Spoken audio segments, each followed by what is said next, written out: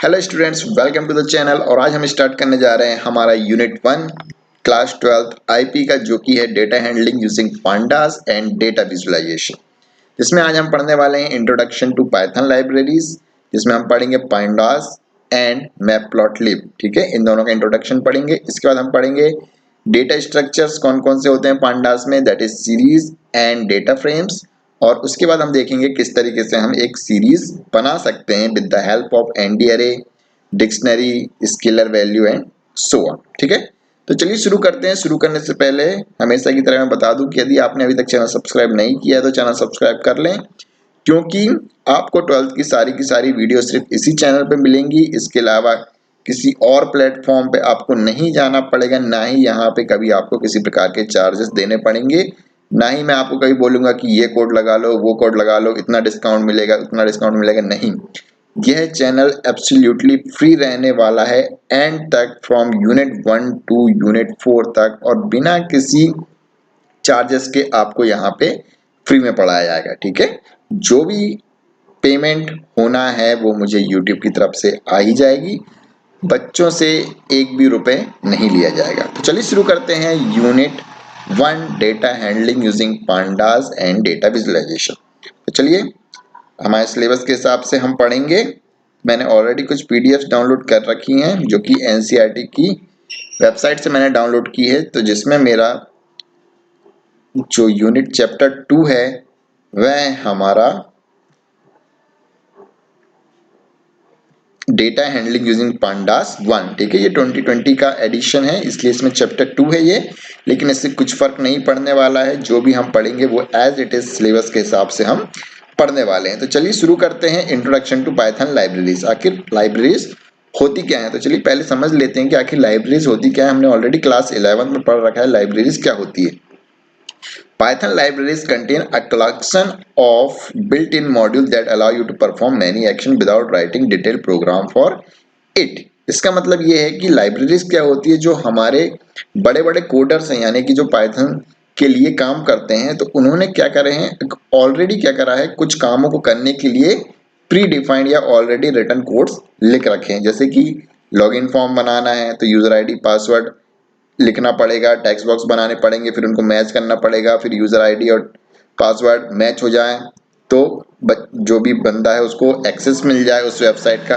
तो ये सब कोड है। जैसे कि एक सिंपल सा एग्जांपल दे रहा हूँ, तो इसके लिए क्या किया गया है कि बने बनाए कोड अवेलेबल है। आपको हर एक चीज के लिए कोड नहीं लिखना पड़ेगा कि यूजर आईडी मैच कराने के लिए कोई बंदा यूजर आईडी डालता है फिर ये नहीं, आपको एक बना बना मॉड्यूल मिल जाता है।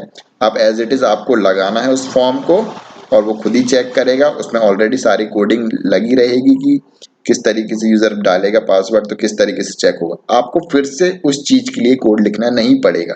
इन्हीं को क्या बोला जाता है, लाइब्रेरीज। तो ऐसी तमाम चीजों के लिए पाइथन ने भी कुछ लाइब्रेरीज बना रखी है, जिसकी हेल्प से हम क्या कर सकते हैं, हम हमारे कोड को आसानी से लिख सकते हैं। उन मॉड्यूल को सिंपली इंपोर्ट करना रहता है और हम क्या कर सकते हैं, डिफरेंट ऑपरेशन परफॉर्म कर सकते हैं। ठीक है, एक सिंपल सी एग्जांपल दूं तो जैसे कि हमारे पास एक मैटप्लॉटलिब लाइब्रेरी है पाइथन में। तो यदि हमको कुछ ग्राफ्स बनाने रहते हैं, डायग्राम्स बनाने रहते हैं, पाई चार्ट बनाने रहते हैं, तो हम सिंपल ये मैटप्लॉटलिब लाइब्रेरी जिसको ऑलरेडी लिख रखा है, उसकी कोडिंग पूरी हो चुकी है, सिर्फ हमको सिंपली उसको क्या करना है, हमारे कोड में लगाना है, इंपोर्ट करना है, और उसके ऊपर जो भी ऑपरेशन है हम उसको सिर्फ वैल्यूज देंगे और वो हमको ग्राफ बना के दे देगा। तो इन्हीं को क्या कहा जाता है, लाइब्रेरीज। ठीक है, मैंने हमारे 11th क्लास में भी जब हम नंपाई पढ़ रहे थे एग्जांपल दिया था कि जब ऑलरेडी बनी बनाई ईंटें मिल रही हैं, सीमेंट मिल रही हैं, लोहा मिल रहा है, तो हम क्यों बनाए घर पे बैठ के ईंट,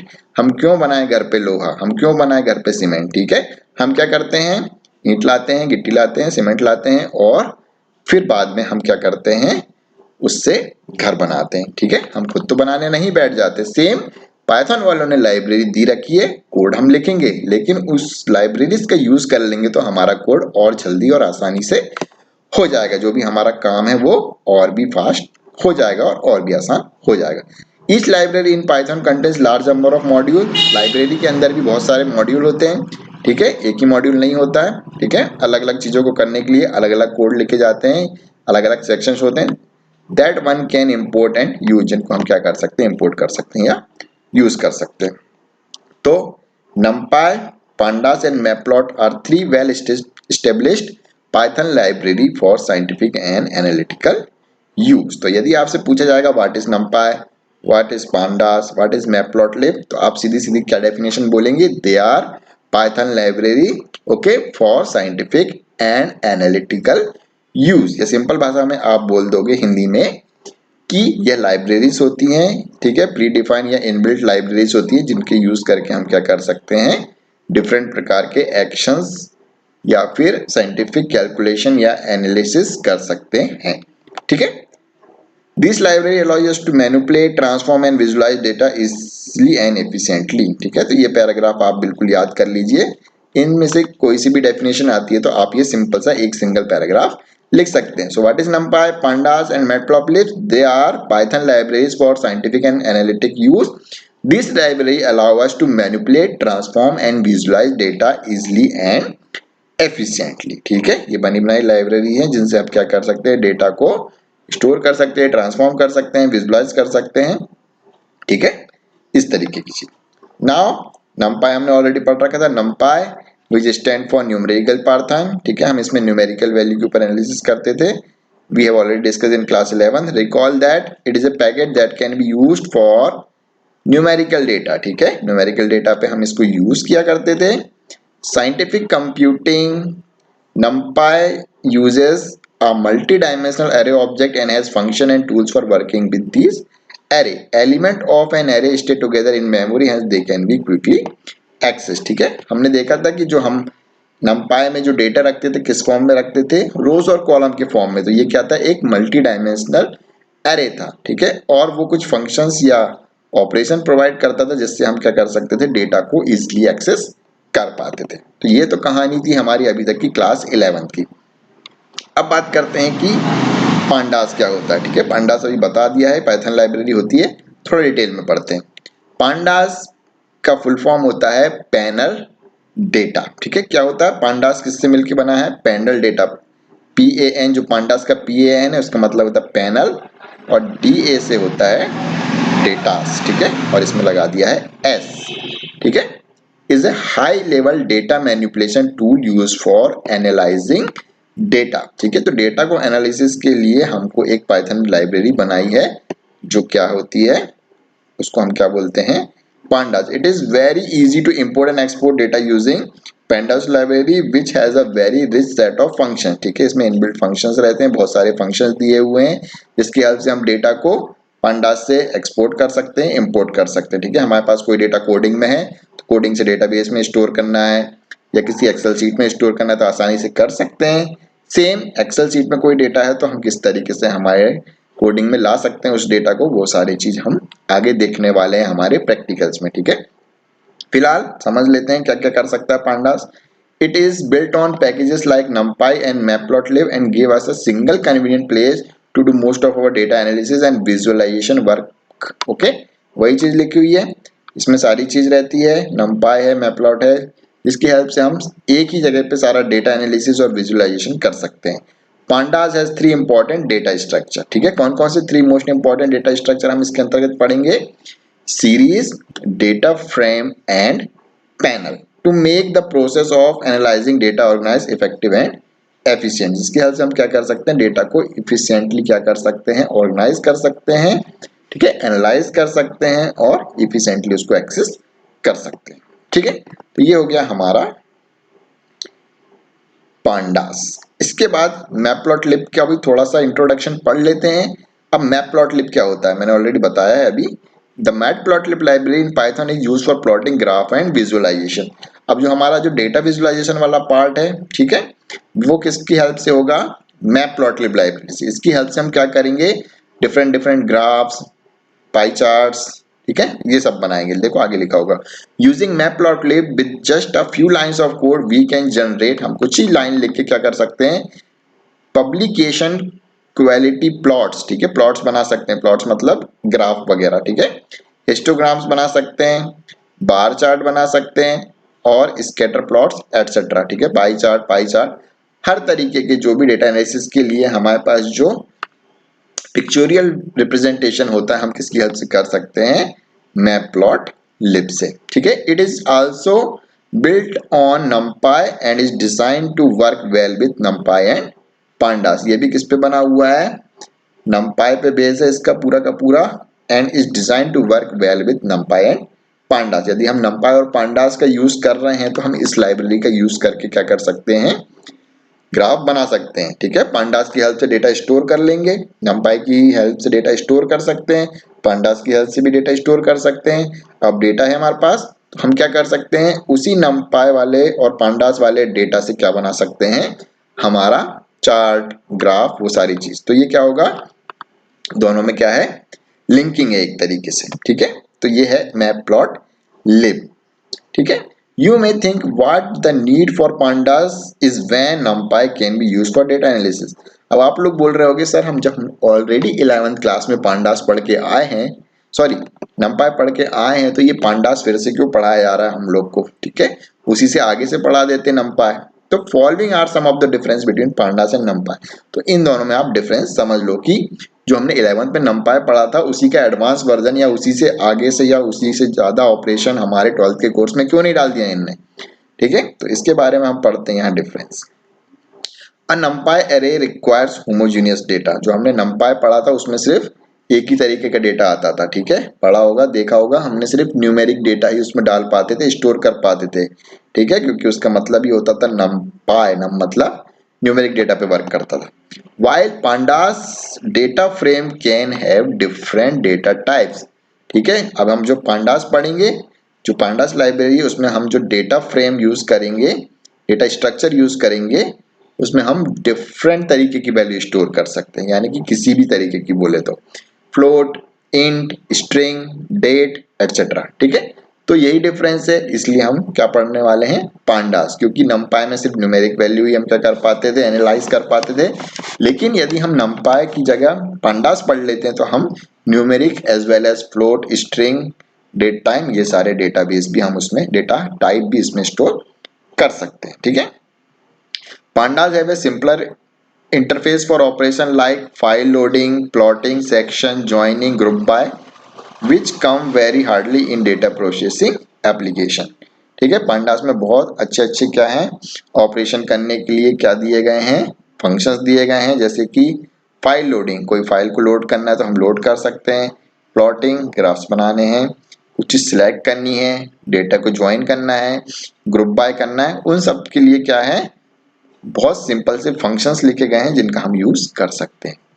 pandas data frame with column names make it very easier to keep track of data. ठीक है, डेटा फ्रेम में क्या होता है, हम क्या कर सकते हैं, कॉलम के नाम दे सकते हैं, कॉलम के नाम देख सकते हैं, डेटा के नाम दे सकते हैं, इंडेक्सेस को भी नेम दे सकते हैं, ठीक है। जो हमारा numpy था उसमें इंडेक्सेस क्या होते थे, 0 1 2 3, ठीक है, और कॉलम्स के भी क्या होते थे, 0 1 2 3। लेकिन डेटा फ्रेम में हम क्या कर सकते हैं, नाम दे सकते हैं, ठीक है, कॉलम को भी नाम दे सकते हैं और रोज को भी नाम दे सकते हैं। तो इससे क्या होगा, हम आसानी से पता कर सकते हैं कि किस फील्ड में या किस कॉलम में या किस रो में किस तरीके का डेटा है। Pandas is used when data is in tabular format, whereas NumPy is used for numeric array based data manipulation। ठीक है, सीधी बात है, Pandas is used when data is in tabular form। यदि डेटा किस फॉर्म में रहता है, टेबल के फॉर्म में, हम वहां क्या यूज कर सकते हैं, Pandas, ठीक है, वहीं यूज करते हैं Pandas का।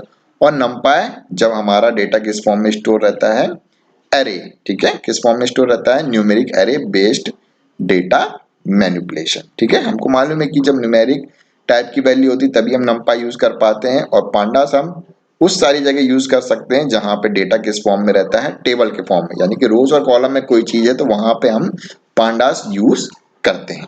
ठीक है, तो ये हो गया हमारा पांडास और मैटप्लॉटलिब का इंट्रोडक्शन। ठीक है, और NumPy तो आपको पहले से आता ही था। तो क्या है ये सब चीजें, ये सब चीजें हमारी पाइथन की लाइब्रेरी जो पहले से बनी बनाई है और जिनका यूज करके हम क्या कर सकते हैं, आसानी से डेटा को एनालिसिस कर सकते हैं। ठीक है, फॉर साइंटिफिक पर्पस। ठीक है, इसमें ऐसे ही कुछ लिखा हुआ है, किसी भी चीज के लिए हमको यदि डेटा एनालिसिस करना है, ठीक है, एनालिसिस के लिए तो हम क्या यूज करते हैं, इन सब लाइब्रेरी का यूज करते हैं। और डिफरेंस क्या पढ़ा हमने, जो हमने फर्स्ट पढ़ा था numpy, वो सिर्फ न्यूमेरिक डेटा पे चलता था, इसलिए हम क्या पढ़ रहे हैं pandas, जो हर वैल्यूज पे चलेगा। ठीक है, चाहे वो स्ट्रिंग हो, चाहे फ्लोट हो, चाहे इंटीजर हो, चाहे डेट हो, उन सब पे हमारा चलने वाला है पांडास, इसलिए हम पांडास पढ़ेंगे। और इसके बाद हमने पढ़ा है एक मैप प्लॉट लिब लाइब्रेरी, जिसकी हेल्प से हम क्या करेंगे, जो भी numpy और जो हम पढ़ने वाले पांडास, उसमें जो स्टोर करने वाले डेटा है उसको हम विजुलाइज कर पाएंगे, यानी कि हम उसको एक पिक्चोरियल वे में रिप्रेजेंट कर पाएंगे। तो ये तीन जो लाइब्रेरी हैं हम पढ़ेंगे इस चैप्टर में। ठीक है, चलिए अब हम पढ़ते हैं कि किस तरीके से हम पांडास को इंस्टॉल कर सकते हैं। तो ये तो सिंपल एक प्रैक्टिकल वाला क्वेश्चन हो गया है। तो इंस्टॉल करने के लिए हम क्या लिखते हैं, pip इंस्टॉल और उस लाइब्रेरी का नाम पांडास। ठीक है, और हमें ऐसा कुछ करने की जरूरत नहीं है, घबराने की जरूरत नहीं है। हमें सिंपली क्या याद रखना है, इस लाइन को याद रखना है और बस, और भूल जाना है सब कुछ। हमको इंस्टॉल करना है हमारे सिस्टम पे anaconda.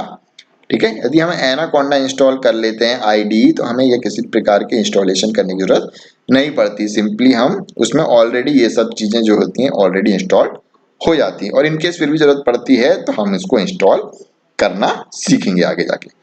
Note both NumPy and Pandas can be installed only when Python is already installed on that system.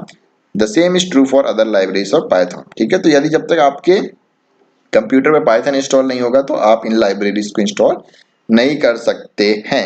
ठीक है, ये लिखा हुआ है। नाउ अब पढ़ते हैं कुछ डेटा स्ट्रक्चर्स इन Python कि डेटा स्ट्रक्चर कौन कौन से होते हैं हमारे Python Pandas में।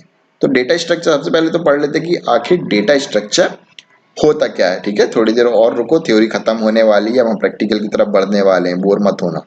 ठीक है, तो डेटा स्ट्रक्चर क्या होता है, data structure is collection of data values and operation that can be applied to that data. ठीक है, क्या होता है डेटा स्ट्रक्चर, हम डेटा को इस तरीके से वेल ऑर्गेनाइज्ड फॉर्म में स्टोर करते हैं ताकि हम क्या कर सकते हैं, उसको आसानी से स्टोर कर सकें, रिट्राइव कर सकें या फिर उसमें मॉडिफिकेशन कर सकें। इसी को क्या कहा जाता है, डेटा स्ट्रक्चर, यानी कि collection of data values and operation that can be applied to that data. It enables efficient storage, retrieval and modification to that data. ठीक है, अब देखते हैं कि एक सिंपल सा एग्जांपल दूं कि जब अपन सिंपल जो हमारा अलमीरा बोलते हैं जिसको, जिसमें हम कपड़े रखते हैं, यदि सिंपल ऐसे कुछ तो भी रख देंगे कपड़े, तो हमको जब भी कहीं जाना रहेगा तो क्या होगा, मुश्किल पड़ेगा उसको ढूंढना कि हमारे पार्टी वाले कपड़े कौन से थे, स्कूल वाले कपड़े कहाँ पे रखें। लेकिन हम उसी अलमारी में अच्छे से सजा के रख दें कि एक खन में स्कूल के कपड़े, एक वाले हमारे खन में पार्टी के कपड़े और एक में घर के। तो जब भी हमको कपड़े निकालने रहेंगे, स्कूल के निकालने, तो फट से उस बॉक्स में गए और निकाल लिए। फिर हमको पार्टी में जाना है तो वो वाले खन में गए और खींच लिए कपड़े।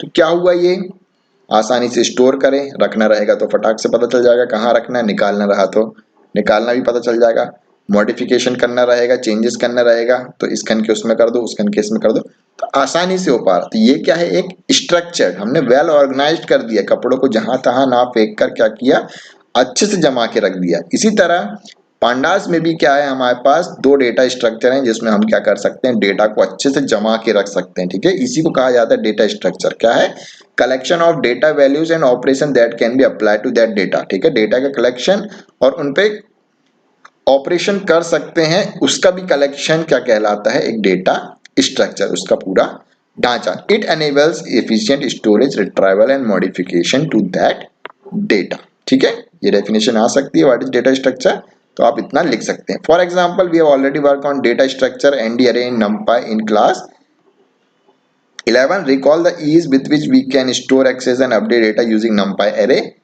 अब हम पढ़ने वाले हैं two commonly use data structure in pandas that will be cover in this book are series and data frame. ठीक है, हमने numpy में देखा था हम कितने आसानी से इंडेक्स का यूज करके एक्सेस कर पाते थे, मैनिपुलेट कर पाते थे। ठीक है, स्लाइसिंग कर पाते थे, मतलब क्या हो रहा था, हम डेटा आसानी से एक्सेस कर पाते थे या कोई भी डेटा को आसानी से स्टोर कर पाते थे डेटा स्ट्रक्चर का यूज करके। अब यहाँ पे हम सीखेंगे दो चीजें जो कि है सीरीज और डेटा फ्रेम। ठीक है, दो डेटा स्ट्रक्चर के बारे में पढ़ेंगे। तो सबसे पहला हम पढ़ने वाले हैं सीरीज, जिसको हम कवर करेंगे हमारी अगली वीडियो में, ठीक है। सो अभी तक यदि आपको वीडियो में सब कुछ समझ में आया है तो वीडियो को लाइक करना बिल्कुल भी ना भूलें। नेक्स्ट वीडियो में हम पढ़ेंगे व्हाट इज सीरीज और साथ में हम करेंगे प्रैक्टिकल इसका कि किस तरीके से हम एक सीरीज बना सकते हैं। सो नेक्स्ट वीडियो तक के लिए goodbye and take care.